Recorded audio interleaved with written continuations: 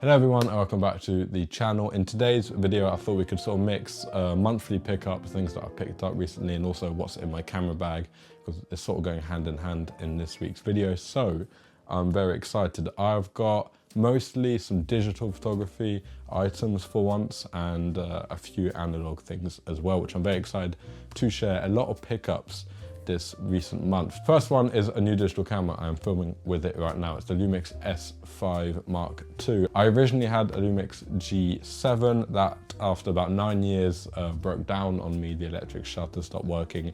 Natalie very kindly lent me her Canon M50, but I decided because I'd been recently commissioned on some video work, I might as well make the upgrade to a better digital camera. So I went for a Lumix S5 II. It was between that and a Sony A7 Mark III, maybe Mark IV, but just because I knew the interface of Lumix and I've always really liked using Panasonic cameras, I thought I might as well go with that one. And so far I'm really happy with the results. So definitely some opportunities to make some digital photos, and hopefully it'll be an upgrade on the quality of this channel with the video, because it films up to 6K, which is absolutely crazy. But that is the first thing. With that, I went for the kit lens, which is a 20 to 60mm. I think it's f3.5 is the lowest it goes to. It's actually a really good lens. I'm not used to using zoom lenses. I always used to have prime lenses, so it's actually really nice having that sort of flexibility once again. And I've not had the opportunity to properly test it for photos. I've shot some video with it, and as I said, I've been really impressed. I'm excited to go out and shoot some pictures of that. You'll definitely be seeing videos with that, but I thought I might as well start with that. Obviously you can't see it because I'm filming with it, but to go along with that, as I mentioned, I've been commissioned for some video work. I decided to upgrade a lot of my equipment. So a few basics. I've got this Rode Video Mic Go. This is Natalie's once again, but she's letting me use it for the time being because she's not using it. I have these and these clip-on mics that you've probably seen on my channel. They're the two things I use for audio.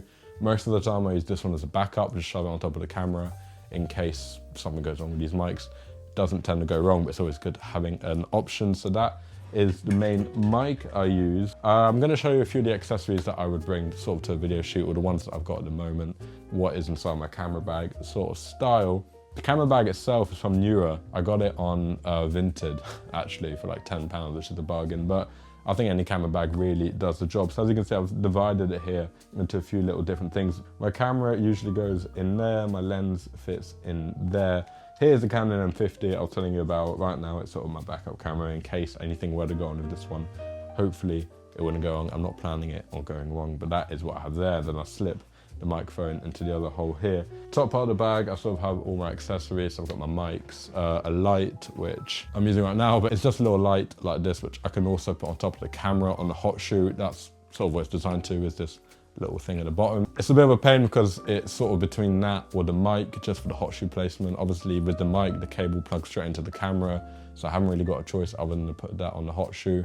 With the light, I can often put it on a tripod if obviously I can't use both accessories. But yeah, that light has actually been really helpful. I got it on Amazon. All the products I've got here will be linked in the description down below, but it is a really good light for the price. I'm actually been very happy, and it has come in very useful on a few video shoots I've been doing. Other than that, I got a few basic things like a case for my SD cards. I just prefer holding them, and some spare batteries for this camera. I think I have about 3 now in total, and a nice little charger for them, which I really like. It's a really quick charger. Once again, it will be in the description down below. There's some of the boring things. A bit more interesting, I finally got myself an ND filter. I've always wanted to properly have one. This is a really nice one, pretty affordable for an ND filter. They tend to go for a lot these days, but yeah, I mean, it's one of the basics you need in videography. It's actually already come in helpful on a few shoots, so yeah, definitely really helpful to have. And then a bit less interesting, I also just have some microfiber wipes, which actually come in very handy for the lens. That is basically all I have in my camera bag most of the time. It's more than enough: a camera, lens, batteries, SD cards, light, microphone, and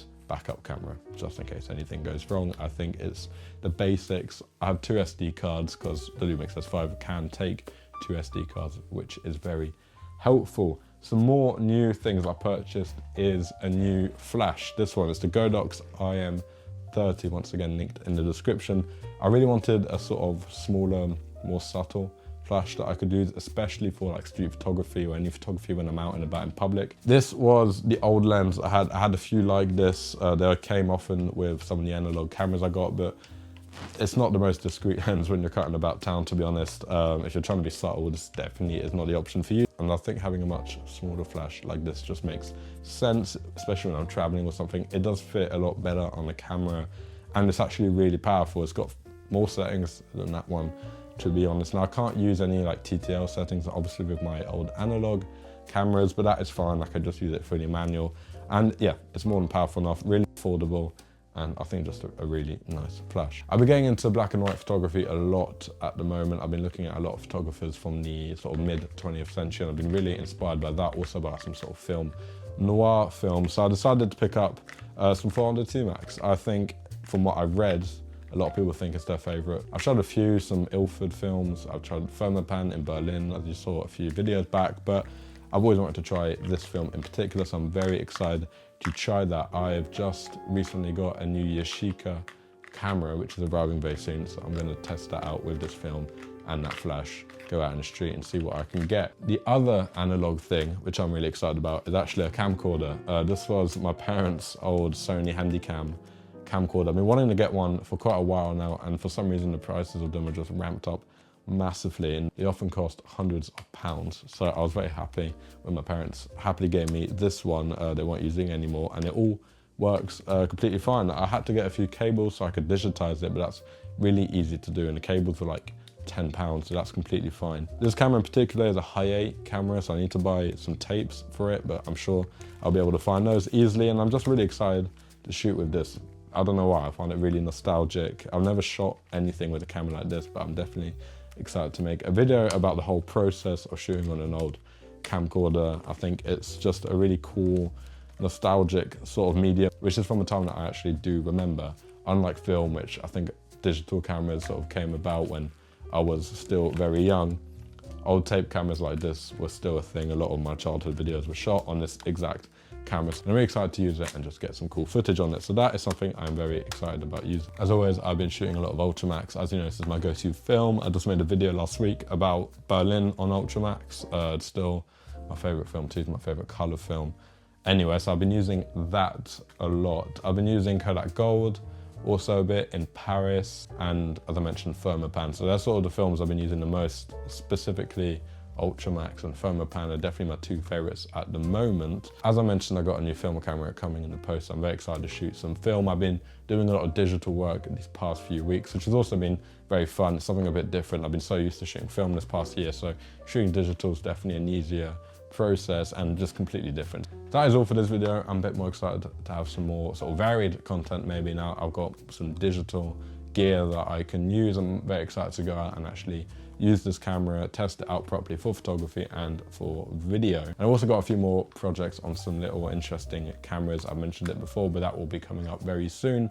You don't want to miss it. It's going to be very exciting. But yeah, as I said, this is all for this video. Let me know what you think about the gear. As I mentioned, anything I've mentioned today will be linked down below in the description if you fancy picking anything up or just having a look. If you picked up anything recently, please let me know in the comments. As usual, I'll be very interested to see what you picked up, and I will see you next Saturday for a new video.